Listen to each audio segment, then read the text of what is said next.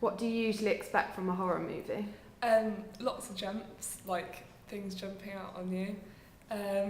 Some gore and blood, killing, murders, secret murders, but like a monster killing that you don't know what it is that's killing people.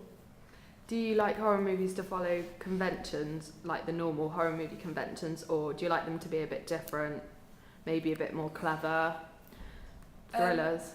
Well, I do like them to be conventional because then I know like the people will be, everything will work out in the end. But then again, if it's not conventional, then it's more likely to make me jump or like get more emotion out of me.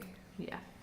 Do you like horror movies to have blood and violence, or to be scary in like a clever way? More blood and violence, probably. Okay. What do you expect from horror movies? I like them to be scary and gruesome and lots of blood and stuff. Do you like them to follow normal horror movie conventions or to be a bit different? I quite like them as they are actually. And do you like your horror movies to be violent with lots of blood, or do you prefer them to be like clever thrillers? I like them, but I like a bit of both. What do you usually expect from a horror movie? Usually something with a good plot. It's got to have good actors. I don't like anyone just running around screaming. A lot of gore and violence, and generally a really good plot. Otherwise, I just won't bother watching it, and I won't recommend it to anybody. Do you like horror movies that follow the same conventions or something different?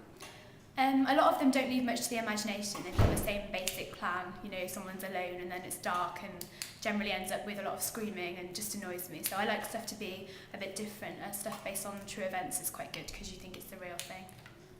Do you like horror movies to be gore and violence, or do you like something a little bit more clever and chilling? A bit of both, really. If I'm in the mood for a good laugh, probably gore and violence, like the Final Destination movies, or I do like stuff like The Exorcist because it's a bit original and a bit different, and it gives you something to think about, but it does make me scared afterwards.